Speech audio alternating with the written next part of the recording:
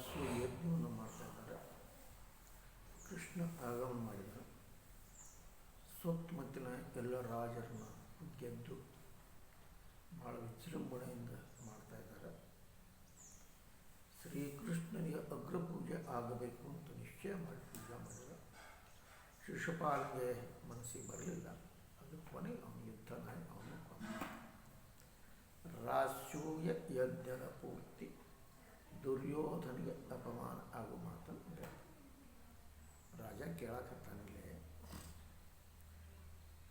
ಅಜಾತಶತ್ರು ಯುಷ್ಟ್ರ ಆ ರಾಸು ಯಜ್ಞ ಅನ್ನುವಂಥ ಮಹೋತ್ಸವವನ್ನು ನೋಡಿ ಯಾವ ರಾಜ ಅಲ್ಲೆಲ್ಲೇ ಬಂದಿದ್ರು ಎಲ್ಲರೂ ಪ್ರಸನ್ನಾಗ್ಯಾರ.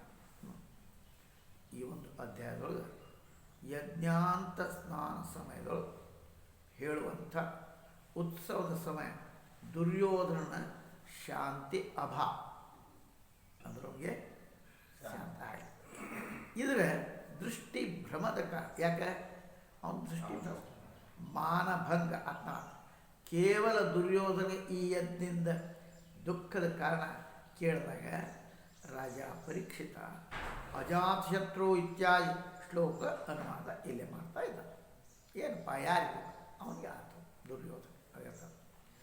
ಭಗವಂತ ದುರ್ಯೋಧನಿಗೆ ಬಿಟ್ಟ ಎಲ್ಲ ರಾಜ ಋಷಿಗಳ ಜೊತೆಗೆ ದೇವರನ್ನು ಎಲ್ಲರೂ ಪ್ರಸನ್ನ ಆಗಿದ್ರು. ಇದನ್ನು ನಾನು ನಿನ್ನ ಮುಖದಿಂದ ಕೇಳಿ ಇದು ಕಾರಣ ಏನು ಇದನ್ನು ನಾನು ಕೇಳಿಸಿ. ಅದಕ್ಕೆ ಅವ್ರು ಹೇಳ್ತಾರೆ, ಋಷಿಗಳು ಹೇಳ್ತಾ ಇದ್ದಾರೆ, ರಾಜ ಪರೀಕ್ಷಿತ, ನಿನ್ನ ಪಿತಾಮಹ ಮಹಾರಾಜ ಯುಧಿಷ್ಠಿರ ಮಹಾತ್ಮ ಮಹಾಪುರುಷ ಅವನ ರಾಜಸೂ ಯಜ್ಞೊಳಗೆ ಪ್ರೇಮದ ಬಂಧಿಸಲ್ಪಟ್ಟಂಥ ಎಲ್ಲ ಬಾಂಧವರು ಆ ಯಜ್ಞ ಸೇವಾಕಾರರು ಅವನ ಪ್ರೇಮದಿಂದ ಬಂದವರು ಎಲ್ಲರಿಗೂ ಒಂದೊಂದು ಕೆಲಸ ಕೊಟ್ಟಿತ್ತು. ದುರ್ಯೋಧನಿಗೆ ಅಲ್ಲೇ ಇದು ಸಹನ ಆಗಲಿ. ಕಾರಣ ಯಜ್ಞ ಮಹೋತ್ಸವ ಇತ್ತಲ್ಲ. ಈ ಮಾತನ್ನು ಪುನಃ ಸಿಂಹಾವಲೋಕನ ನ್ಯಾಯದಿಂದ ಶುಕದೇವ್ ನಿರೂಪಿತ ಮಾಡ್ತಾ ಇದ್ದಾರೆ. ಈ ಮಾತನ್ನು ಪಿತಾಮಹಸ್ಯ ಅಜ್ಜ ಈ ಶ್ಲೋಕ ಹೇಳ ಏಕದಾಂತ ಪುರೇ ಇತ್ಯಾದಿ ಮೊದಲ ಶ್ಲೋಕ ದ್ವಾರ ಪ್ರೇಮ ಬಂಧನ ಯುಧಿಷ್ಠಿರನ ಅತ್ಯಂತ ಪ್ರೀತಿಯ ಬಂಧನದ ಬಂಧಿಸಲ್ಪಟ್ಟಂಥ ಸಂಬಂಧಿಕರು ಗೆಳೆಯರು ಪ್ರೀತರು ಎಲ್ಲರೂ ಬಂದಾರೆ. ಅವ್ರಿಗೆಲ್ಲರೂ ನೀ ಇದನ್ನು ಮಾಡಪ್ಪ ಅಂತೆಲ್ಲ ಕೆಲಸ ಹೇಳ್ತಾರೆ. ಭೀಮಸೇನ ಭೋಜನಾಲಯ ವ್ಯವಸ್ಥಾ, ಭೀಮಸೇನ ಅಡಿಗೆ ಮನೆ, ದುರ್ಯೋಧನ ಕೋಶಾಧ್ಯಕ್ಷದ ಕಾರ್ಯ ಮಾಡ್ತಾ ಇದ್ದ, ಸಹದೇವ ಅಭ್ಯಾತಿ ಬಂದಂಥವ್ರು ಅವ್ರ ಸೇವಾ ಸತ್ಕಾರ ಕಾರ್ಯ, ನಕುಲ ಸಾಮಗ್ರಿ ಏಕರಿತ ಮಾಡುವಂಥ ಕೆಲಸ ಮಾಡ್ತಾ ಇದ್ರು. ಅಲ್ಲಿ ಅರ್ಥಾತ್ ಬರುವಂಥ ಜನ ಸನ್ಮಾನ ಮಾಡುವಂಥ ಕೆಲಸ ಅವರನ್ನು ನೇಮಿಸಿದ್ರು. ದ್ರವ್ಯ ಸಾಧನ ಅರ್ಥಾತ್ ಸಾಮಗ್ರಿ ಏಕರತ್ಯ ಮಾಡುವಂಥ ಕೆಲಸ ಮತ್ತೊಬ್ಬರಿಗೆ. ಅರ್ಜುನ ಗುರುಜನರ ಸೇವಾ ಮಾಡೋ ಸಲ ಕೆಲಸ, ದೊಡ್ಡವ್ರು ಯಾರು ಬಂದು ಅವ್ರ ಸೇವಾ ಮಾಡಿ. ಭಗವಾನ್ ಕೃಷ್ಣ ಬಂದಂಥ ಅತಿಥಿಗಳ ನೋಡಿ ಪಾದ ತೊಳೆಯೋ ಕೆಲಸ ಮಾಡ್ತಿದ್ದ. ದ್ರೌಪದಿ ಪೂಜನ ನೀಡೋ ಕೆಲಸ ಮಾಡ್ತಿದ್ದರು. ಮಹಾಮನಸ್ವಿ ಕರ್ಣ ದಾನ ಮಾಡೋದ್ರ ಕಾರ್ಯವನ್ನು ಮಾಡ್ತಾ ಎಲ್ಲ ಕಾರಣ ಬಂದು ಗುರು ಶುಶ್ರೂಷಣೆ ಅರ್ಥಾತ್ ಗುರುಚಂದನ ಆದಿ 10 ಕಾರ್ಯವನ್ನು ಮಾಡ್ತಾ ಇದ್ರು.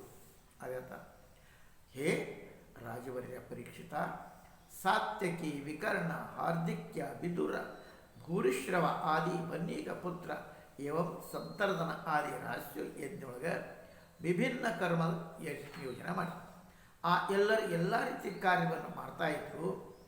ಅದರಿಂದ ಮಹಾರಾಜ ಯುಧಿಷ್ಠಿರ ಭಾಳ ಪ್ರಿಯ, ಭಾಳ ಹಿತ, ಭಾಳ ಆನಂದ ಅಂತ ಎಲ್ಲರೂ ಸೇವಾ ಮಾಡಕತ್ರಪ್ಪ ಅಂತ ಅದು ಹೇಳ್ತಾರೆ.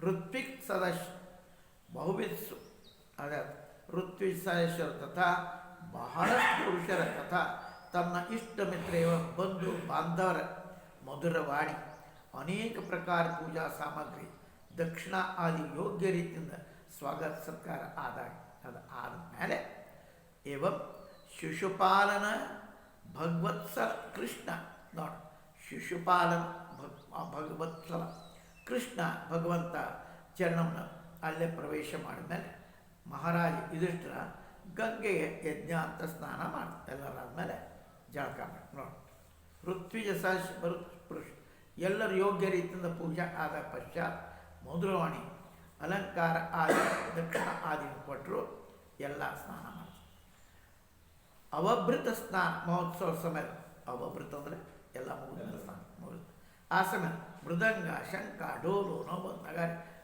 ಎಲ್ಲ ಪವಿತ್ರ ಬಾಜಾ ಬಾರ್ಸಾಕತ್ತೀರಿ ಅವಾಗ ಅಲ್ಲೇ ಆಮೇಲೆ ನರ್ತಕಿಯರು ಆನಂದಮಯ ನಾಚ ಮಾಡಿ ಜುಂಡು ಹಾಡು ಹಾಡೋರು ಹಾಡಾಕತ್ತಿ ವೀಣಾ ವಂಶಿ ಆರ್ಜನ್ಯ ಬಳೆ ಬಾಜಾ ಭಾಷ ತುಮಿಲ ಧ್ವನಿ ಆಕಾಶ ತನಕ ಹಾಕಿ ಸುವರ್ಣದ ಹಾರವನ್ನು ಹಾಕಿದ ಯದು ಸಂಜಯ ಕುಂಭೋಜ ಕುರು ಕೇಕೆಯ ಕೋಸಲ ದೇಶದ ರಾಜಗಣರು ರಂಗವಿರಂಗಿ ಧ್ವಜ ಪತಾಕಿನ ಜೊತೆಗೆ ಎಲ್ಲ ರಾಜರ ರಥಗಳು ಕುದುರೆಗಳು ತಥಾ ಸುಸಜ್ಜಿತ ವೀರ ಸೈನಿಕರ ಜೊತೆಗೆ ಮಹಾರಾಜ ಯುಧಿಷ್ಠನಿಗೆ ಮುಂದೆ ಮಾಡಿಕೊಂಡು ಪೃಥ್ವಿಯ ನಡ್ತಾ ನಡೀತಾ ಹೊಂಟಪ್ಪ ಆ ಕಡೆ ಅವ್ರು ಹೇಳ್ತಾರೆ ರಂಗಬಿರಂಗಿ ಧ್ವಜ ಹಚ್ಕೊಂಡು ಬೇರೆ ಬೇರೆ ರಾಜರು ಯಜ್ಞದ ಸದಸ್ಯ ಋತ್ವಿಜಯ ಭಾಳ ಶ್ರೇಷ್ಠ ಬ್ರಾಹ್ಮಣರು ಉಚ್ಚ ಸ್ವರ ವೇದ ಮಂತ್ರ ಉಚ್ಚಾರಣ ಮಾಡ್ತಾ ಹೊಂಟರು ದೇವತಾ ಋಷಿ ಅವರೆಲ್ಲರೂ ಸ್ತುತಿ ಮಾಡಕತ್ತಾರೆ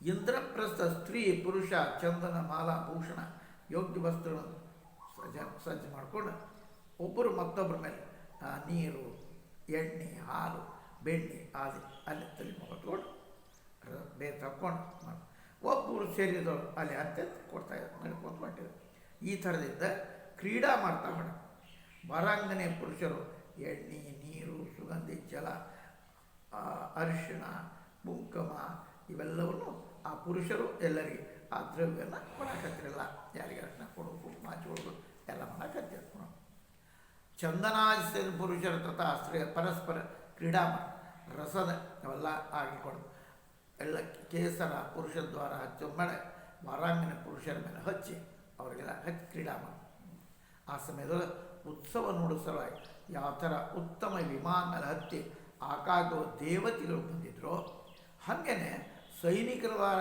ಇಂದ್ರಪ್ರಸ್ಥದ ರಾಜ ಮಹಿಳೆಯರು ಸುಂದರ ಪಲ್ಲಕ್ಕಿಯ ಸವಾರಾಗಿ ಅವರು ಬಂದು ಪಾಂಡವರು ಮಾಮ ಅವ್ರ ಸಮಯ ಕೃಷ್ಣ ಅವರ ಸಖ ಅಂಗ ಆದಿ ಎಲ್ಲ ಕೊಟ್ಟಿರು ಅದರೊಳಗೆ ರಾಣಿಯರು ಮುಖಲಜ್ಜಾಯುಕ್ತ ನಗಿಯಿಂದ ಕುಳಿತುಕೊಂಡಿದ್ರು ಸೈನಿಕರ ಸಂರಕ್ಷಿತ ರಾಣಿಯರು ರಥ ಆದಿಯ ಸವಾರಿ ಮೇಲೆ ಅಲೆವಾಟ ಆ ಥರ ಯಾವ ಥರ ಶ್ರೇಷ್ಠ ವಿಮಾನದ ಆಕಾಶದ ದೇವತೆಯರು ಬರ್ತಿದ್ರು ಅದೇ ಥರ ರಾಣಿಯರು ತಮ್ಮ ತಮ್ಮ ಸೈನಿಕರ ರಕ್ಷಣೆ ಮಾಡ್ಕೊಂಡು ಬರ್ತಿದ್ರು ಕೃಷ್ಣನ ಮತ್ತು ಅವನ ಸಖ್ಯ ಲಜ್ಜಾಯುಕ್ತ ನಗೆಯನ್ನು ಕೂಡಿದಂಥ ಅವರು ಸುಶೋಭಿತ ಆಗತ್ತಿದ್ರು ಆ ಜನರ ಬಣ್ಣ ಹಾಕುವುದು ರಾಣಿಗಳ ವಸ್ತ್ರ ತೊಯ್ದು ಮತ್ತು ಅವ್ರು ಸೇರಿದ ಅಂಗ ಪ್ರತ್ಯಂಗ ವಕ್ಷಸ್ಥಳ ಜಂಗ ಸ್ತನ ಎಲ್ಲ ನಳ ಕಾಣಕತ್ತು ಅಲ್ಲಿ ಕಾಣುತ್ತೆ ರಾಣಿಯರು ಕೂಡ ಪಿಚ್ಕಾರಿ ಹೊಡೆದು ರಂಗ ಅಲ್ಲೇ ಆಡಾಡ್ತಾಯಿದ್ರು ಅವ್ರ ಸಖೆಯರು ಅಲ್ಲಿ ಜಕ್ಕೋತಾಯಿದ್ರು ಈ ಥರ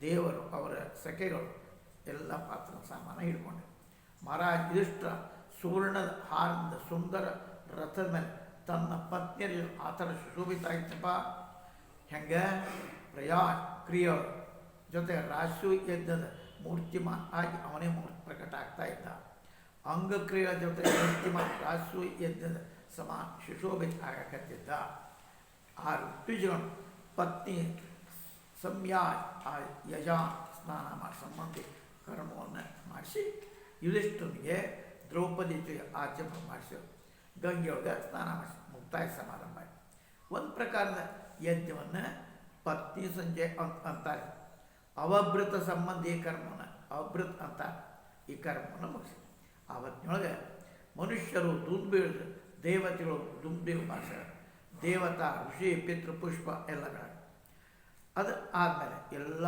ವರ್ಣ ಆಶ್ರಮ ಪಾಲನೆ ಮಾಡುವಂಥ ಜನ ಅಲ್ಲೇ ಸ್ನಾನ ಮಾಡಿ ಆ ಸ್ನಾನ ಮಾಡುವಂಥ ಮಹಾಪಾತಕ್ಕೆ ಮನುಷ್ಯರು ಪಾಪದಿಂದ ಮುಕ್ತರಾದರು ಅವ್ರ ಪಾಪ ಮುಕ್ತರು ಇದು ಆದಮೇಲೆ ಯುಧಿಷ್ಠಿರ ಹೊಸ ರೇಷ್ಮೆ ವಸ್ತ್ರ ಧಾರಣ ಮಾಡಿ ಅನೇಕ ಪ್ರಕಾರ ಆಭೂಷಣ ತನ್ನ ಹಚ್ಚಿಕೊಂಡು ಋತ್ವಿಜರ ಸದಸ್ಯರಂತ ಬ್ರಾಹ್ಮಣ ಆಭೂಷಣ ವಸ್ತ್ರ ಪೂಜೆ ಅವ್ರಿಗೆಲ್ಲ ಆಭೂಷಣ ಕೊಟ್ಟು ಪೂಜೆ ಮಾಡಿದವ್ರಿಗೆಲ್ಲ ಭಗವದ್ಭಕ್ತರಾಜ ಯುಧಿಷ್ಠಿರ ಎಲ್ಲರಿಗೂ ಭಗವಂತ ಕೃಷ್ಣನ ದರ್ಶನ ಮಾಡ್ಕೋತಿದ್ದ ಎಷ್ಟು ಮಜಾ ಭಗವದ್ಭಕ್ತ ಯುಧಿಷ್ಠಿರ ಎಲ್ಲರಿಗೂ ಭಗವಂತನ ಕೃಷ್ಣನೇ ಅಂತ ನೋಡ್ತಾ ಇದ್ದ. ಅದಕ್ಕವ ತನ್ನ ತಮ್ಮಂದಿರು, ಬಂಧು, ಕುಟುಂಬಿ, ರಾಜ, ಇಷ್ಟ ಮಿತ್ರರು, ಹಿತೈಷಿ ಬೇರೆ ಬೇರೆ ಮೇಲೆ ಪೂಜೆ ಮಾಡ್ತಾರೆ. ಅವ್ರು ಕೃಷ್ಣ ಅಂತ ತಿಳ್ಕೊಂಡ, ಅವರೆಲ್ಲರೂ ಭಗವಂತ ಅಂತ ತಿಳ್ಕೊಂಡ. ಮಣಿಜಪ್ಟ ಕುಂಡಲ ಮಾಲಾ ಪಗಡಿ ಅಂಗರಕ ಪಟ್ಟ ಅಲ್ಲಿ ಧಾರ ಮಾಡ್ಕೊಂತ ಎಲ್ಲ ಜನ ಶೋಭಾ ದೇವತೆಗಳ ಸಮಾನ, ಎಲ್ಲ ದೇವತೆಗಳನ್ನು ಸ್ತ್ರೀಯರು ಆ ಮುಖದ ಎರಡೂ ಕಿವಿಗಳ ಕುಂಡಲಗಳು ಹಾಕುವಂಥ ಒಳ್ಳೆ ಕೂದಲು ಅವರು ನೋಡಿ. ಅದೇ ಥರ ಸುರಚರು ದೇವತೆಗಳ ಸಮಾನ, ಕಾಂತಿ ಸಂಪನ್ನ ಮಣಿಕುಂಡಲ ಜೊತೆಗೆ ಆಯನ ಗಂಡಸರು ಮಾಲ ಹಾಕ್ಕೊಳ್ಳಿ, ಎರಡೂ ಕಿವಿಗಳ ಕುಂಡಲಗಳಿಂದ ಗುಂಗುರಂಥ ಕೂದಲುಗಳು, ಮುಖದ ಅತ್ಯಂತ ಶೋಭಾ. ಹೇ ಪರೀಕ್ಷಿತ, ಆ ರಾಶಿಯು ಎಂದು ಎಷ್ಟು ಜನ ಬಂದಿದ್ರು? ಋತ್ವಿಜಗಳು 200 ಛಾತ್ರಿಗೆ ಅಧ್ಯಯನ ಮಾಡ್ತಾಯಿದ್ರು ನೋಡಿ. ಇಂಥವ್ರು ಬಂದ್ರಲ್ಲೇ ಎಷ್ಟು ಬಂದರು?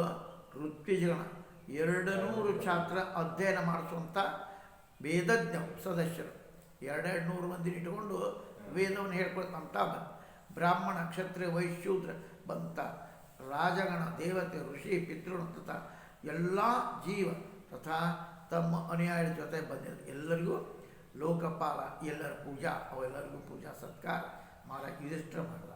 ಮತ್ತು ಅದಾದಮೇಲೆ ಎಲ್ಲರೂ ಮಹಾರಾಜ ಯುಧಿಷ್ಠಿರಿಗೆ ಅವನು ಮೆತ್ತುಕೊಂಡು ತಮ್ಮ ತಮ್ಮ ಧಾಮಕ್ಕೆ ಹೊರಟರು. ಯಜ್ಞ ಮುಗಿತು ನಡೆಯುತ್ತಾರೆ.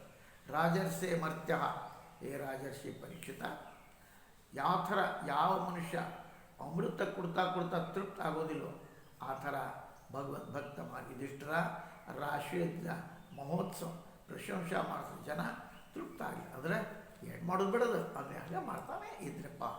ಅದು ಆದಮೇಲೆ ರಾಜ ಯುಧಿಷ್ಠಿರ ತನ್ನ ಹಿತೈಷಿ ಸೂರು ಸಂಬಂಧಿಗಳ ಜೊತೆಗೆ ಬಾಂಧವ ತಥಾ ಭಗವಂತ ಕೃಷ್ಣನ ಅಲ್ಲೇ ತಡೆಯಿಸಲಾಯಿತು. ಅವನ ಇದು 51 ದಿವಸ. ಯಾಕೆ ಅವನಿಗೆ ತನ್ನ ವಿಯೋಗದ ಕಲ್ಪನೆಯಿಂದ ಅಧಿಕ ಕಷ್ಟ. ಕೃಷ್ಣ ಹೋಗ್ತಾನೆ ಅಂತ ಭಾಳ ದುಃಖ ಆಕ್ಯತ್ತು ಅಂತ ಅವರೆಲ್ಲರೂ ಹೋಗ್ತಾರಪ್ಪ, ನೀ ಇರುವನ. ಹೇ ಪರೀಕ್ಷಿತ, ಸಾಂಬ ಆದಿ ತಥಾ ಯದುವೀರ ದ್ವಾರಕ ಕಳಿಸಿ ಭಗವಂತ ಶ್ರೀ ಮಹಾರಾಜ್ ಯುಧಿಷ್ಠಿರಿಗೆ ಪ್ರಸನ್ನ ಮಾಡೋ ಸಲುವಾಗಿ ಇಂದ್ರಪ್ರಸ್ಥರೊಳಗೆ ಉಳ್ಕೊಂಡ. ಈ ಥರ ಯುಧಿಷ್ಠಿರ ಕೃಷ್ಣನ ಕೃಪೆಯಿಂದ ಅತ್ಯಂತ ಕಠಿಣ ತನ್ನ ಮನೋರಥ ರೂಪಿ ಸಾಗರವನ್ನು ಪಾರು ಮಾಡಿ ನಿಶ್ಚಿಂತಾದ. ಯಾವುದು ಯಜ್ಞ ಮಾಡೋದು ಹಗರ ಕೆಲಸ. ಇದು ಏನಾಯಿತೋ ಏನೋ ಯಾರು ವಿರೋಧ ಬರ್ತಾರೆ. ಕೃಷ್ಣನ ಕೃಪೆಯಿಂದ ಕೃಷ್ಣ ಉಪಸ್ಥಿತಿಯೊಳಗೆ ನೋಡಾಯ್ತು. ಒಂದು ದಿನ ದುರ್ಯೋಧನ ಭಗವಂತನ ಪರಂಪರೆಯಿಂದ ಯುಧಿಷ್ಠಿರ ಅಂತಃಪುರ ವಿದ್ಯಮಾನ ಸೌಂದರ್ಯ ಸಂಪತ್ತಿ ತಥಾ ರಾಜಸೂಯಜ್ಞರ ಪ್ರಾಪ್ತ ಮಹತ್ವ ನೋಡಿ ರಾಯ್ ಭಾವನೆಯಿಂದ ಮನಸ್ಸೊಳಗ ದುಃಖ ಸಿಟ್ಟ ದುರ್ಯೋಧನ. ಅವ್ರ ಮನಸ್ಸು ಯಾರ ಮನಸ್ಸು ಕೃಷ್ಣನಲ್ಲಿ ಹತ್ತಿತ್ತೋ ಅವರೆಲ್ಲ ಒಳ್ಳೆಯ ಯಸ್ಮಿನ್ ದೃಷ್ಟ ಉಪಲಕ್ಷಣ. ಅವಾಗ ಅಲ್ಲೇ ದುರ್ಯೋಧನ ಇದ್ದ, ಅವನಿಗೆ ಅದು ಸಮಾಧಾನ ಆಗಲಿಲ್ಲ. ಇವ್ರು ಬೆಳವಣಿಗೆ ಬೇಕಾಗಿದ್ದಿಲ್ಲ ಅವಾಗ. ಪಾಂಡವರ ಸಲುವಾಗಿ ಮಯದಾನ ಏನು ಮಾಲು ಕಟ್ಸಿದ್ದ, ಮಯ ಮನ ಕಟ್ಸಿದ್ದ. ಅದರೊಳಗೆ ನರಪತಿಗಳು, ದೈತ್ಯಪತಿಗಳು, ಸುರಪತಿಗಳು ಅನೇಕ ಪ್ರಕಾರ ವಿಭೂತಿ ಶ್ರೇಷ್ಠ ಸೌಂದರ್ಯ ಸ್ನಾನ ಅಲ್ಲಲ್ಲೇ ಸುಶೋಭಿತ ಆಗ್ತಾಯಿದ್ರು. ಅವ್ರ ದ್ವಾರ ರಾಣಿ ದ್ರೌಪದಿ ತನ್ನ ಪತಿಗಳ ಸೇವಾ ಮಾಡ್ತಾಯಿದ್ರು. ಅದನ್ನು ನೋಡಿ ದುರ್ಯೋಧನ ಮನಸ್ಸಿನೊಳಗೆ ಬೆಂಕಿ ಬಿತ್ತವ. ಯಾಕೆ ಅವನ ಮನಸ್ಸು ದ್ರೌಪದಿಯಲ್ಲಿ ಆಸಕ್ತ ಆಗಿತ್ತು. ಇದು ನೋಡಿ ಗತಿ ನೋಡಿ. ನರಪತಿ ಆದಿ ವಿಭೂತಿ ಮಯಾದಾನವನ್ನು ಅಲ್ಲಿ ಮಾಡಿದ್ದ. ಆ ಎಲ್ಲವನ್ನು ದುರ್ಯೋಧನ ಹೊಟ್ಟೆಯಾಗಿ ಸಂಕಟ ಬಿತ್ತವ. ಆ ದಿವಸ ಅವನು ಭಗವಂತ ಕೃಷ್ಣನ ನೋಡಿ ಸಹಸ್ರಾರು ಪತ್ನಿಗಳು ಇದ್ದರು. ಮತ್ತಲ್ಲಿ ನಿತಂಬ ಭಾಗ ಭಾರಿ ಆಗೋ ಕಾರಣ ಯಾವ ಸಾವಕಾಶ ನಿಂತಾಯಿದ್ರು. ಅವ್ರ ಕಾಲು ನೂಪುರ ಕಾಲ ಗೆಜ್ಜೆ ಹಾಕಿದ್ರು, ಸಪ್ಪಳ ಅದ್ರ ಕಾಲಿನ ಶೋಭಾ ಬೆಳೆದಿತ್ತು. ಅವ್ರ ಆ ನಡ ಸಣ್ಣ ಇದ್ದರು, ಸುಂದರ ಇದ್ದರು. ಅವರು ಶ್ವೇತವರ್ಣ ಮೂರ್ತಿ ಶ್ವೇತ ಹಾರ ಕೆಂಪು ಪ್ರತೀತ ಆಗ್ತಾಯಿದ್ರು. ಅವ್ರ ಕಿವಿಯೊಳಗೆ ಕುಂಡಲಗಳು ಅಗಡತಾಯಿದ್ರು. ಗುಂಗುಡ್ತ ಕೈಶು ಇದ್ದರು. ಮಹಿಷಿ ಸಹಸ್ರ ಭಾಳಷ್ಟು ರಾಣಿ ಅವರೆಲ್ಲ ಇದ್ರು. ಆಮೇಲೆ ಆ ಒಂದು ನೂಪುರಗಳ ಸಪ್ತ ಆಗ್ತಾಯಿತ್ತು, ಅದರ ಶೋಭಾ ಆಗ್ತಾಯಿತ್ತು. ಆ ಭಗವಂತ ಕೃಷ್ಣನ ಪತ್ನಿಯರ ಆ ನಡ ಸುಂದರವಾಗಿತ್ತು. ವೃಕ್ಷೋಜೋ ವಕ್ಷೋಜ ಅದು ಹತ್ತಿರ ಕೇಸರಿ ಲಾಲಿಮಾ ಕೇಸರಿ ಬಣ್ಣ ಅದು ಕುಂಕುಮ ಅದು ಹಚ್ಕೊಂಡಿದ್ದು ಅದು ಶೋಭೆ ಆಗ್ತಿತ್ತು. ಎಲ್ಲ ದಾನವರ ದ್ವಾರ ರಚಿತ ಸಭೆ ಎಲ್ಲ ಕಡೆ ರಾಜ ಮಹಾರಾಜ ಯುಧಿಷ್ಠಿರ ತನ್ನ ಅನುಜರು ಬಂದವರು ತಥಾ ನೇತ್ರ ಸ್ವರೂಪ ಕೃಷ್ಣನ ಜೊತೆಗೆ ಸುವರ್ಣ ಸಿಂಹಾಸನ ಮೇಲೆ ಕುಳಿತಿದ್ದ. ಅವನು ಶೋಭಾ ಸಾಮಗ್ರಿ ತಥಾ ರಾಜನಿಗೆ ಬ್ರಹ್ಮನ ಸಮಾನ ಇತ್ತು. ಸಮಯ ಒಂದೇ ಜನ ಅವನು ಸ್ತುತಿ ಮಾಡಕತ್ತಿದ್ರು. ಅರ್ಥಾತ್ ಎಲ್ಲ ಸುಶೋಭಿತ ಆಗಕತ್ತಿದ್ರು. ಹಿತಾಹಿತ ಬೋಧ ಆಗೋ ಕಾರಣ ಕೃಷ್ಣ ಮಹಾರಾಜ ಇದೆಷ್ಟು ನೇತ್ರ ಕಣ್ಣಂಗೆ ಇದ್ದವ ನೋಡಿ. ಅವತ್ತಿನೊಳಗೆ ಅಭಿಮಾನಿ ದುರ್ಯೋಧನ ತನ್ನ ತಮ್ಮಂದಿರ ಜೊತೆ ಅಲ್ಲಿ ಬಂದ. ಅವ ಮುಕ್ಕಟ ಧಾರಣ ಮಾಡಿದ್ದ, ಕೊಳ್ಳೊಳಗೆ ಮಾಲಿ, ಆಮೇಲೆ ಕೈಯೊಳಗೆ ತಲವಾರಿತ್ತು. ಕ್ರೋಧವಶ ದ್ವಾರಪಾಲ ಸಿಟ್ಟಾಯಿತು ನೋಡಿ. ಅದೇ ಥರ ಮಾನಿ ಅರ್ಥಾತ್ ಅಭಿಮಾನಿ ತನ್ನ ಕಿರೀಟ ಮಾಲ ಧಾರಣ ಮಾಡಿದ್ದ. ನಿವೇಶ ಅರ್ಥಾತ್ ಅಲ್ಲಿ ಪ್ರವೇಶ ಮಾಡಿದ. ದ್ವಾರಪಾಲ ಆದಿದ್ರೆ ಭಯ ಎಲ್ಲಿ ನಿಂತರೆ ಏನಂತೆ ಸ್ಥಳದೊಳಗೆ ನೋಡಿ ಮಜ ಎಲ್ಲ ತಿನ್ನ ಇಲ್ಲ. ಸ್ಥಳದೊಳಗೆ ಜಲದ ಭ್ರಮ ನೀರು ಇಲ್ಲ ಅಂತ ತಿಳ್ಕೊಂಡ. ನೀರು ಅಂದರೆ ಜಾಗ ಅಂತ ಅಲ್ಲಿ ನೀರೈತೆ ಅಂತ ತಿಳ್ಕೊಂಡ. ಖಾಲಿ ಜಾಗ ಜಲದೊಳಗೆ ಸ್ಥಳದೊಳಗೆ ಜಲಭ್ರಮ ಆಕಾರ. ದುರ್ಯೋಧನ ತನ್ನ ವಸ್ತ್ರ ಜಲ ನೀರು ಜಗ ಅದು ನೀರೇ ತಿಳ್ಕೊಂಡ. ತನ್ನ ವಸ್ತ್ರಗಳ ಮೇಲೆ ಇಸ್ಕೊಂಡು ಮತ್ತು ನೀರು ತುಳಿತಾನಂತೆ. ಸ್ಥಳದೊಳಗೆ ಜಲ ಭ್ರಾಂತಿ ಆಗೋದು ನೋಡಿ. ಎಲ್ಲೇ ನೀರಿತ್ತು ಅಲ್ಲಿ ತಿಳ್ಕೊಂಡ, ನೀರಿಲ್ಲ ಅಂತ ತಿಳ್ಕೊಂಡ, ಅಲ್ಲಿ ಜಾರಿ ಬಿದ್ದ. ಈ ಮತ್ತು ಮಯ ಅಲ್ಲಿ ಮೋಹಿತ್ ಆಯ್ತು ನೋಡಿ. ಅದು ಮಯನಿಂದ ಮೋಹಿತ್ ಆಗಿದ್ದಪ್ಪ ನೋಡಿ. ತತ್ರ ಸ್ಥಳೇ ಜಲದ ಭ್ರಮ ಆಗೋ ಕಾರಣ ಅವ ತನ್ನ ವಸ್ತ್ರ ಹಚ್ಕೊಂಡಿದ್ದ. ಜಲವನ್ನು ಸ್ಥಳ ಅಂತ ತಿಳ್ಕೊಂಡದೆ ಬಿದ್ದ. ಯಾಕೆ ಜಲಸ್ಥಳ ಸಮ ಅದು ನೀರಿಲ್ಲಿದ್ರು ನೀರು ಜಗ ಅಂತಲೇ ಕಾಣಿಸ್ತಿತ್ತು, ಅದು ನೀರಿತ್ತು. ಅದಕ್ಕೆ ಭ್ರಮ ಆತಪ್ಪ. ಪರೀಕ್ಷಿತ ರಾಜ ಯುಧಿಷ್ಠಿರ ಅಂತ ಬ್ಯಾಡ್ ಅಂದಾಗ್ಯೂ ಅದನ್ನು ನೋಡಿ ಭೀಮ ಜೋರದ ನಗಹತ್ತ ನೋಡಿ. ಯುಧಿಷ್ಠಿರ ಸುಮ್ಮನಿರೋ, ನಗಬ್ಯಾಡ ಸುಮ್ಮನಿರೋ ಅತ್ತಾನ ಯುಧಿಷ್ಠಿರ ಭೀಮಗೆ. ಅವ ಭೀಮ ಕೇಳತ್ತ ಹೊತ್ತು ನಗಾಕತ್ತ. ನಗಕತ್ತ ಬೇರೆ ರಾಜರು ಸ್ತ್ರೀಯರು ಮತ್ತು ಹೆಣ್ಮಕ್ಳು ನಗಾಕತ್ತಿದ್ರು. ಯಾಕೆ ಕೃಷ್ಣ ಆ ಎಲ್ಲರಿಗೂ ಅಂತ ಅನುಮೋದ ಮಾಡಿದ್ದ. ಅವೆಲ್ಲ ಮಾಡಿ ಅನ್ನಕತ್ತಿದ್ದ ನೋಡಿ. ಕ್ರೀಡಿತ ಅವಾಗ್ನತ ಮತ್ತು ಈ ಥರ ಆತ ನೋಡಿ. ಲಜ್ಜಿತ ಆಗಿ ಕೆಳಮುಖ ಮಾಡಿ ದುರ್ಯೋಧನ ಸುಮ್ಮನೆ ಅಲ್ಲಿಂದ ಹೊರಟು ಕ್ರೋಧ್ಯದ ಬಿಡ್ತಾ ಹಸ್ತಿನಾಪುರಕ್ಕೆ ಹೋದ. ಸಜ್ಜನ ಜೋರಿನ ಹಾಹಾಕಾರ ಆಗ. ಯುಧಿಷ್ಠಿರ ಅಯ್ಯೋ ಪಾಪ ಆಗ. ಅವನು ನೋಡ್ತಾ ಇದ್ದ ದುರ್ಯೋಧನಿಗೆ ಭ್ರಮ ಆಗಿತ್ತು. ಅವ ಭಗವಂತ ಸುಮ್ಮನೆ ಇದ್ದ, ಸುಮ್ಮನೆ ಅಪೇಕ್ಷೆ ಮಾಡ್ತಿದ್ದ. ಯಾವ ಥರ ಪೃಥ್ವಿ ಭಾರ ದೂರ ಆದಿತ್ತಪ್ಪ ಇದು ಹೋಗ್ಬೇಕು. ಪೃಥ್ವಿ ಭಾರ ದೂರ ಮಾಡೋಂಥ ಇಚ್ಛೆಗಳಂತ ಇವತ್ತು ಕಲಹದ ಬೀಜವನ್ನು ಬಿತ್ತುವಂಥ ಕೌರವರು ಸಂವಾದ ಮಾಡ್ತೀನಿ ಸಂವಾದ ಅಂತ ತಿಳ್ಕೊಂಡು ಭಗವಂತ ನೋಡೋ ಮಾತ್ರದಿಂದ ದುರ್ಯೋಧನ ಭ್ರಮ ಆಗಿತ್ತು. ಮಯನ ಮಾಯಾ ಅದು ಕೇವಲ ನಿಮಿತ್ತ ಆಗಿತ್ತು. ಪೃಥ್ವಿ ಭಾರ ಹರಣ ಮಾಡೋಂಥ ಬೀಜ ದುರ್ಯೋಧನ ಭ್ರಮ. ಅಲ್ಲೇ ಭೀಮಾದಿಗಳ ನಕ್ ದುರ್ಯೋಧನ ಪರಾಭವ ಮಾಡಿ ಭಗವಂತ ಸುಮ್ಮನೆ ಕೂತಿದ್ದೀವ ನೋಡಿ. ರಾಜನ್ ನೀನು ಏನು ನನ್ನಿಂದ ಕೇಳಿದ್ದೆಲ್ಲ ನಿನಗೆ ನಾನು ರಾಸು ಯಜ್ಞ ದುರ್ಯೋಧನ ಅಲ್ಲಿ ಹೆದರಿಕೆ ಕಾರಣ ಅದನ್ನೇ ಅವಾಗ ಲಜ್ಜೆ ಅಂತಪ್ಪ. ಅದೇ ಈ ರೀತಿ ಅಧ್ಯಾಯ ಶಲ್ವನ ಜೊತೆ ಯಾವುದೋ ಯುದ್ಧ.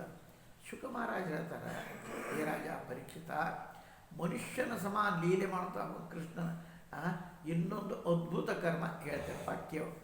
ಯಾವ ಥರ ಶೌಭ ನಾವು ವಿಮಾನ ಸ್ವಾಮಿ ಭಗವಾನ್ ಶ್ರೀ ದ್ವಾರ ಅದು ಸೋತಿದ್ದು ಮಣ್ಣು. ಅದಾದಮೇಲೆ ಈ ಅಧ್ಯಾಯದೊಳಗೆ ವೃಷ್ಣಿ ವಂಶದ ಶಾಲ್ವದ ಮಧ್ಯೊಳಗೆ ಏನಾಗುತ್ತಾ ಮಹಾಯುದ್ಧ ದ್ಯುಮನ್ ಗದಾ ಪ್ರಹಾರ ಪ್ರದ್ಯುಮ್ನ ಹೊರಡುವಂಥ ಧರ್ಮರಾಜ ಅಸೂಯೆಯನ್ನು ಅಲ್ಲೇ ಸಂಪಾದನೆ ಮಾಡುವಂಥ ಕೃಷ್ಣ ಸೌಭಾಧಿಪತಿ ಶಾಲ್ವ ಆದಿಯನ್ನು ಹೊಡೆದು ಯುದ್ಧ ಮಾಡುವಂಥ ಬಂದ. ಶಾಲ್ವ ಹೊಡೆದ ನಾವು ಶಿಶುಪಾಲ ಮಿತ್ರ ಶಾಲ್ವ ಯಾರು? ಶಿಶುಪಾಲ ಮಿತ್ರ. ರುಕ್ಮಿಣಿ ವಿವಾಹ ಅವಸರದ ಬಂದಿದ್ದಾನ. ಕಿಂತು ಯದುವಂಶದ ಯುದ್ಧದೊಳಗೆ ಅವ ತಥಾ ಜರಾಸಂಧ ಇತ್ಯಾದಿ ಅವರೆಲ್ಲ ಪರಾಜಿತರಾಗಿದ್ದರು. ಶಾಲ್ವ ಎಲ್ಲ ರಾಜರಿಗೆ ಪ್ರತಿಜ್ಞೆ ಮಾಡಿದ್ದ, ನಾ ಈ ಪೃಥ್ವಿಯನ್ನು ಯಾದವ ರಹಿತ ಮಾಡಿರ್ತೇನೆ, ನನ್ನ ಪರಾಕ್ರಮ ನೋಡ್ರಿ ಎಲ್ಲರೂ ಅಂದಿದ್ದ. ರಾಜ ಪರೀಕ್ಷಿತ ಈ ಥರ ಪ್ರತಿಜ್ಞೆ ಮಾಡಿ ಆ ಮೂಢ ಪ್ರತಿದಿನ ಒಂದು ಸಲ ಒಂದು ಮುಟ್ಟಿಯ ಮಣ್ಣನ್ನು ಊಬಿ ಶಂಕರನ ಆರಾಧನೆ ಮಾಡಕತ್ತ ನೋಡು. ಶಂಕರ ಆರಾಧನೆ ಮಾಡಕತ್ತ ನೋಡು. ಪ್ರತಿದಿನ ಒಂದು ಮುಷ್ಟಿ ಧೂಳ ಅದು ಜಗ್ಗಿ ಅದು ಊಬ್ತಿದ್ದ ನೋಡು. 1 ವರ್ಷ ಅಂತ ಶೀಘ್ರ ಪ್ರಸನ್ನ ಆಗುವಂಥ ಶಂಕರ ತನ್ನ ಶಿವ ಬಂದಂಥ ಶಾಲ್ವನಿಗೆ ನೋಡು ಬರ ಬೇಡ ಕೇಳಿದಪ್ಪ, ಏನು ಬೇಡ್ತಿಪ್ಪ ಅಂತ. ಅದನ್ನ ಹೇಳ ಉಮಾಪತಿ ಭಗವ ಶಿವನ್ ಕೃಷ್ಣನ ಶತ್ರು ಶಾಲ್ವ ಕೊಟ್ಟಂಥ ವರದಾನ ವ್ಯರ್ಥ ಆಗ್ತದೆ ಈ ಥರ ತಿಳಿತಾ ಶೀಘ್ರವಾಗಿ ಪ್ರಕಟ ಆಗಲಿಲ್ಲ ಶಿವ. ಅವನ ಆಗ್ರಹ ನೋಡಿ ವರ್ಷ ಅಂತಳು ಅವನಿಗೆ ವರದಾನ ಬೇಡಪ್ಪ ಅಂತ ಕೇಳ. ಅರ್ಥಾತ್ ಅವ ಹೇಳಿದ ವರದಾನ ಬೇಡು ಅಂತ. ಶಾಲ್ವ ದೇವ ಅಸುರ ಮನುಷ್ಯ ಗಂಧರ್ವ ಸರ್ಪ ರಾಕ್ಷಸ ಯಾರ ಭೇದನ ಮಾಡಲ ನನ್ನ ಇಚ್ಛೆ ಅನುಸಾರ ಯಾರು ನಡಿಬೇಕು ತಥಾ ಯದೋಸರ ಭಯಂಕರ ವಿಮಾನ ಬೇಡ, ದೊಡ್ಡ ವಿಮಾನ ಬೇಡ. ಶಂಕರ ತಥಾಸ್ತು ಅಂದ್ಬಿಟ್ಟು ಶಂಕರ ಆದ್ಯದಿಂದ ಮಯನ ಅಲ್ಲೇ ಕಬ್ಬಿಣ ನಗರಿ ಆಡಿ ಶಾಲ್ವನಿಗೆ ಅದನ್ನು ಕೊಟ್ಟ ನೋಡಿ. ತಥಾಸ್ತು ಶಂಕರ ಪ್ರತಿಜ್ಞೆ ಮಾಡಿ ಮಯ ಅನ್ನುವಂಥ ದಾರುನಿಗೆ ಆದೇಶ ಕೊಟ್ಟ. ಮಯ ನೀವು ಕೊಡು. ಮಯ ಲೋಹಮಯ ಕಬ್ಬಿಣ, ಸೌಭ ಅಂತ ಹೆಸರು ನಗರ ಮಾಡಿ ಶಾಲ್ವನಿಗೆ ಆ ನಗರ ಕೊಟ್ಟ ನೋಡಿ. ಶಾಲ್ವ ಅಂಧಕಾರಮಯ ಯಾವುದಕ್ಕೆ ನೋಡಿದ್ರೂ ಕಠಿಣ ಆಗ್ತದೋ ಆ ಇಚ್ಛೆ ವಿಮಾನವನ್ನು ಪ್ರಾಪ್ತ ಮಾಡಿಕೊಂಡು ಯದುವಂಶ ದ್ವಾರ ಮಾಡಿದಂಥ ವೈರದ ಸ್ಮರಣ ಮಾಡ್ತಾ ದ್ವಾರಕಾಪುರಿಗೆ ಅಲ್ಲಿ ಹೋದ. ಅವ ಅಂಧಕಾರನ ಆಶ್ರಮ ಅವನಿಗೆ ಹಿಡಿಯುವಂಥದ್ದು ನೋಡುವಂಥದ್ದು ಕಠಿಣ ಅಲ್ಲಿ ಸಿಗ್ತಿದ್ದಿಲ್ಲ. ಪರೀಕ್ಷಿತ ಶಾಲ್ವ ತಾನು ದೊಡ್ಡ ಸೈನ್ಯ ದ್ವಾರಕಾ ಬದಿಯ ಸುತ್ತಲೂ ಗೆರೆತ ಉಪವನ ಉದ್ಯಾನ ಪೂರ್ಣ ರೂಪದ ವಿನಷ್ಟ ಮಾಡಿಬಿಟ್ಟ. ಅವ ನಗರ ದ್ವಾರ ಫಾಟಕ ರಾಜಮಾಲು ಆಮೇಲೆ ಬೇರೆ ಅವರ ಅರಮನೆಗಳು ನಗರ ವಿನೋದ ಸ್ಥಾನ ಎಲ್ಲ ಸ್ವಲ್ಪ ಜಗಳ ನಷ್ಟ ಮಾಡ್ದ. ಅವ ಆ ಶ್ರೇಷ್ಠ ವಿಮಾನ ಶಸ್ತ್ರ ವರ್ಷ ಅಲ್ಲಿಂದ ಶಸ್ತ್ರ ಹಾಕಕತ್ತ.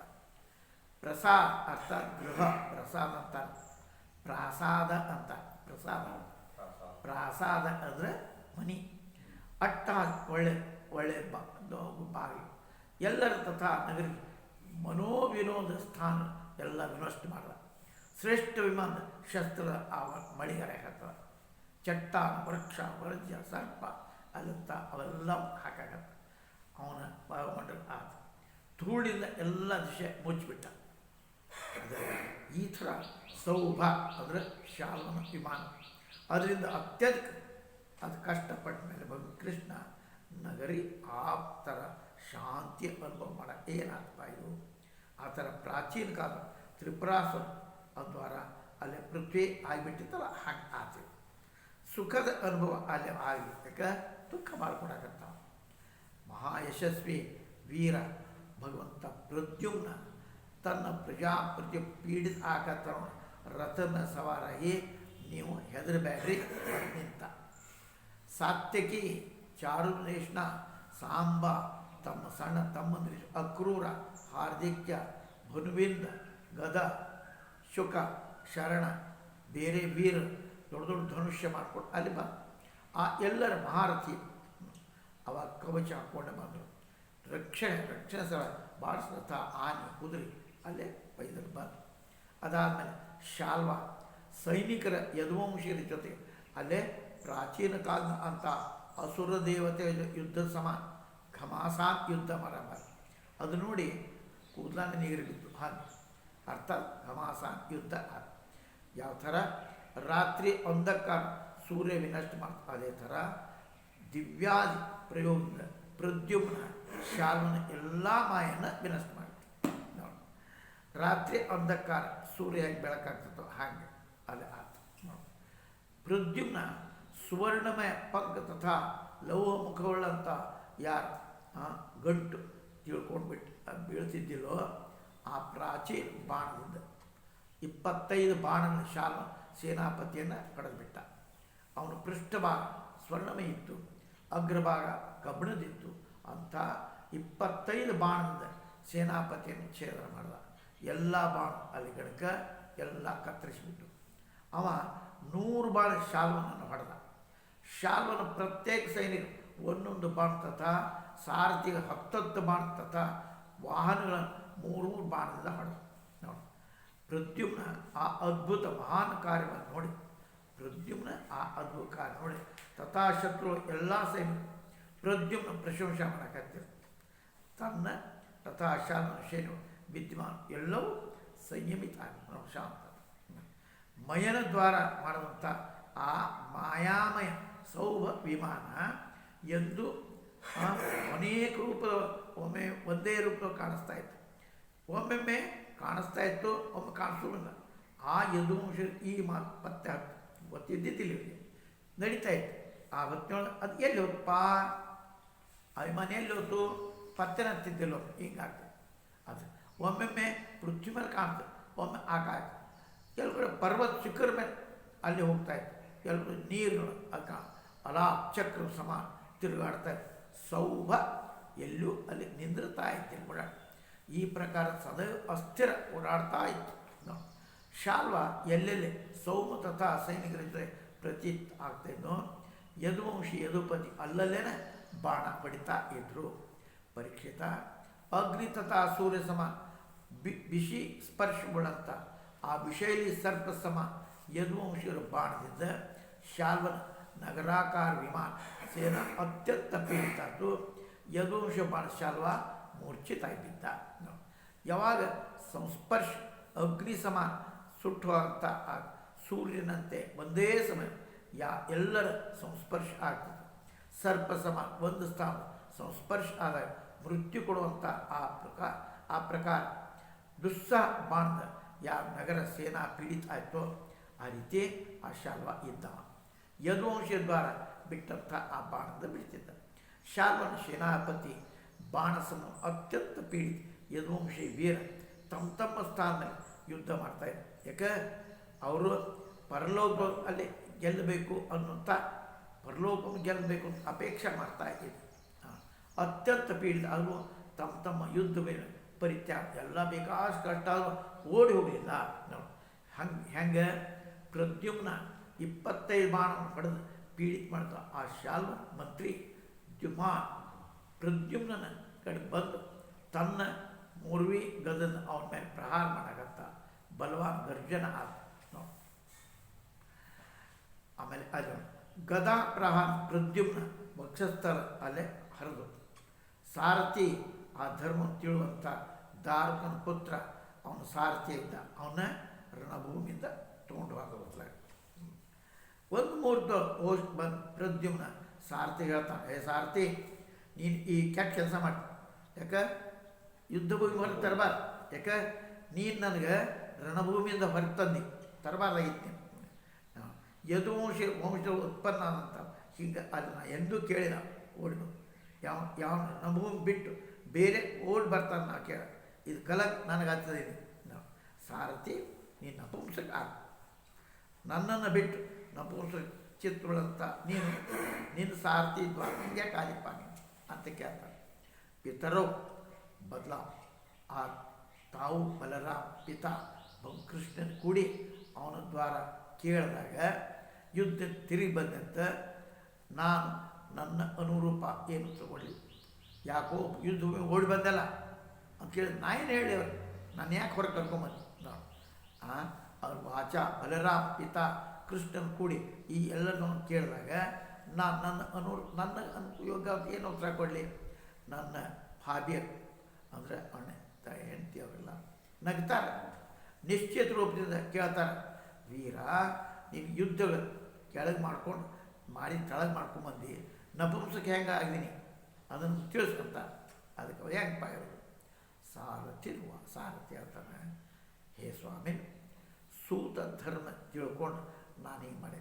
ಸೂತನ ಧರ್ಮಪ್ಪ ಅದು ಸಾರಥಿಯ ಧರ್ಮ ಏನು, ಸಂಕಟ ಬಿದ್ದಾಗ ಸಾರಥಿ ರಥಿ ರಕ್ಷಣೆ ಮಾಡಬೇಕು, ರಥಿ ಸಾರಥಿ ರಕ್ಷಣೆ ಮಾಡಬೇಕಪ್ಪ, ಅದಕ್ಕೆ ನಾನು ನಿನ್ನ ಕರ್ಕೊಂಡ್ಬಂದೆ.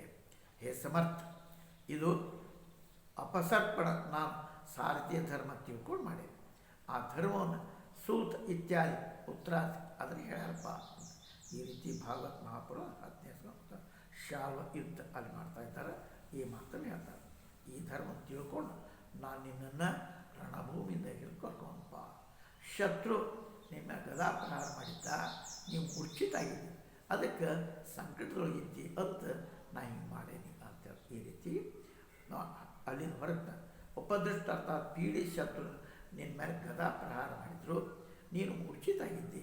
ಈ ಪ್ರಸಂಗದೊಳಗೆ ನಿನ್ನ ಅಲ್ಲಿ ಬಿಡು ಚಲೋ ಅಲ್ಲ ಅಂತೇಳಿ ನಾ ಕರ್ಕೊಂಬಂದು ಇನ್ನು ಶಾಲ್ವನ ವಧ ಹೆಂಗೆ ಮಾಡ್ತಾರೆ ಅನ್ನೋದನ್ನು ಮುಂದಿನ ಅಧ್ಯಾಯದಲ್ಲಿ ಹೇಳ್ತಾರೆ. ಅದನ್ನು ನಾಳೆ.